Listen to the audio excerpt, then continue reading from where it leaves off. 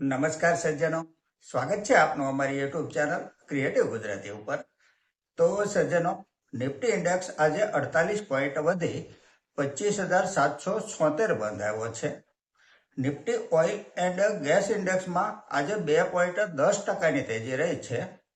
Nifty energy index 2% ઉપર ગયો છે। નિફ્ટી આઈટી ઇન્ડેક્સ 6% ડાઉન ગયો છે। Nifty India defence index 0.80% down ગયો છે। આજે સ્ટોકમાં આજે વાલોર એસ્ટેટ લિમિટેડમાં 16% જેવી તેજી રહી છે। શીલા ફોર્મમાં 15%ની તેજી રહી છે। BLS ઇન્ટરનેશનલ સર્વિસીસ લિમિટેડ 12.5% પ્લસમાં રહ્યો છે। આજે ગોલ્ડ ઇટીએફમાં આજે 4%ની તેજી રહી છે અને સિલ્વર ઇટીએફમાં 7.5% જેવી તેજી રહી છે। આજે દોસ્તો, ઇન્ડેક્સ વાઇઝ તેજી મંદીની ચર્ચા હું એટલા માટે કરતો હોઉં છું કે મોટા ભાગની એસેટ મેનેજમેન્ટ કંપનીના ઇન્ડેક્સ વાઇઝ ETF છે, સેક્ટર વાઇઝ ETF છે અને માર્કેટમાં સેક્ટર વાઇઝ ETFમાં વધારે વોલેટિલિટી રહેતી હોય છે। તેમાં પ્રોફિટ બુક કરવાની અને દરેક ઘટાડે ખરીદી કરવાની વધારે તક મળતી હોય છે।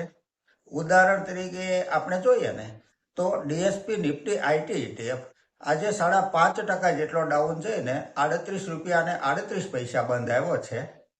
જેણે ગઈકાલે તારીખ 3 ફેબ્રુઆરીએ 41 રૂપિયા અને 90 પૈસાનો હાઈ બનાવ્યો હતો।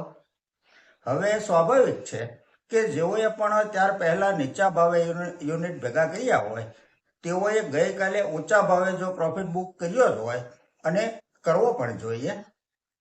અને આમાં તો પાછું એવું બન્યું કે બીજા જ દિવસે નીચા ભાવે ખરીદી કરવાની તક મળે। એવું નથી કે આવતીકાલે નીચે નહીં જાય, નીચે જો જાય ને તો દરેક ઘટાડે યુનિટ ભેગા કરવાના જ હોય, જેનાથી એવરેજ નીચે આવે, સમય જતાં પ્રોફિટ બુક કરવાનો ચાન્સ પણ મળતો જ હોય છે। આના જેવું જ ડિફેન્સ ઇટીએફમાં પણ બન્યું છે। તારીખ 19 ડિસેમ્બર સુધી આ ETF લગાતાર ઘટ્યો હતો અને ખરીદીને તક આપી હતી, જે ઘટીને 78 રૂપિયા અને 82 પૈસા સુધી નીચે ગયો હતો અને તારીખ 1 ફેબ્રુઆરી જે દિવસે બજેટ હતું તે બજેટના દિવસે સવારમાં 96 રૂપિયાનો હાઈ બનાવ્યો હતો અને આજે તારીખ 4 ફેબ્રુઆરીનો લો પાછો 86 રૂપિયા અને 40 પૈસાનો છે। હવે આમાં એવું નથી કે દરેક લોઅર લેવલે જ ખરીદી થાય અને દરેક હાઈ લેવલ બને ત્યારે જ પ્રોફિટ બુકિંગ થાય, પરંતુ એક વાત તો ચોક્કસ કે ટાર્ગેટ અચીવ તો થાય જ અને આમાં ઓછા જોખમે નાના પ્રોફિટ વારંવાર બુક કરવાની તક મળતી જ રહેતી હોય છે। જો કોઈ જિજ્ઞાસુ વ્યક્તિ ચાર્ટ પેટર્નમાં ડેઇલી કેન્ડલ કરીને અભ્યાસ જો આનો કરશે ને તો આ વાત ઇઝીલી સમજાઈ જશે અને મેં કરેલી આ મારી મહેનત પણ સાર્થક થશે। આમાં કોઈ વધારે મગજની કસરત પણ નથી, એકદમ સિમ્પલ અને સાદું ગણિત છે। તો સજ્જનો, અહીં કંપની તથા ફંડામેન્ટલના વીતેલા ઇતિહાસની ચર્ચા માત્ર અભ્યાસના હેતુથી કરીએ છીએ। જેને ખરીદ વેચાણની ભલામણ નહીં સમજવા આપ સૌને એક વિનંતી કરું છું। આજની ચર્ચાની પહેલી કંપની છે Gabriel India limited.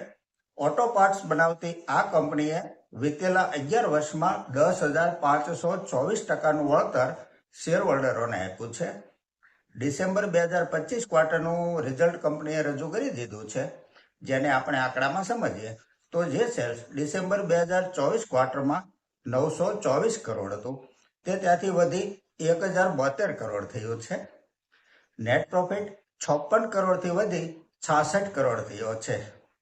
Year to year net profit જોઈએ તો 90 કરોડથી 132 કરોડ, ત્યાંથી 185 કરોડ થઈ 212 કરોડ અને ત્યાંથી 236 કરોડ થયો છે।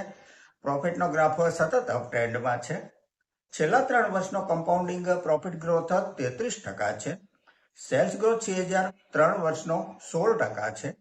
સ્ટોક પ્રાઇસ CAGR 3 વર્ષનો 82% છે। સેલ્સ અને 1 વર્ષનો 99% છે। આ કંપનીએ વીતેલા 1 વર્ષમાં રૂપિયા રોકાણકારોને ડબલ કરી દીધા છે। બેલેન્સ શીટ જોઈએ તો બોરોવિંગ 29 કરોડ છે। રિઝર્વ કંપની પાસે 1,221 કરોડ છે। માર્કેટ કેપ 13,912 કરોડની છે। સ્ટોક પ્રાઇસ 969 રૂપિયા છે। 52 વીક હાઈ 1,388 રૂપિયાનો બનેલો છે। પી રેશિયો 56 છે, ROCE 26% છે, ROE 19% છે, ડિવિડન્ડ yield 0.49% છે.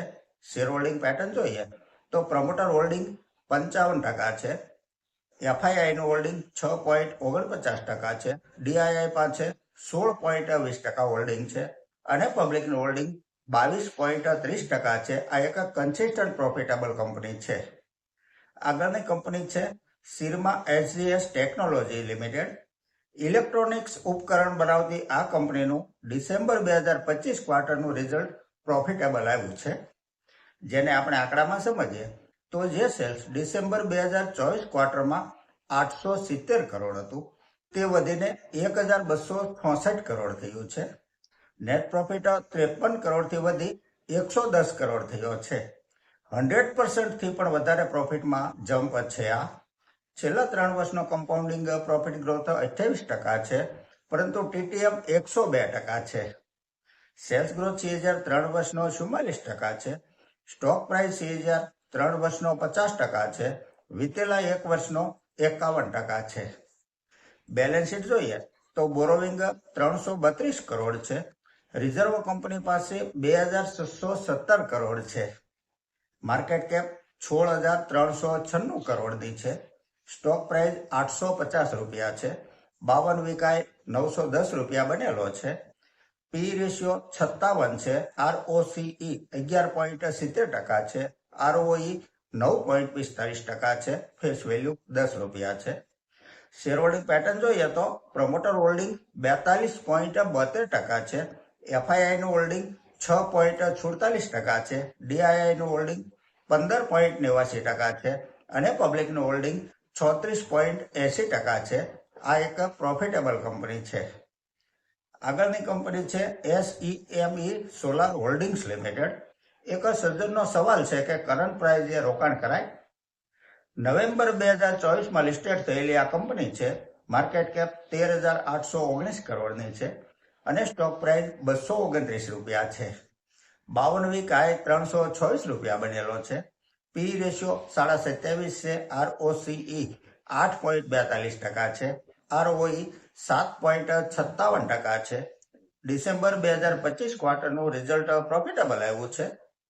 છેલ્લા 3 વર્ષનો કમ્પાઉન્ડિંગ પ્રોફિટ ગ્રોથ 48% છે અને TTM 319% છે, જે એ સૂચવે છે કે છેલ્લા 1 વર્ષનું પરફોર્મન્સ વધારે સારું છે.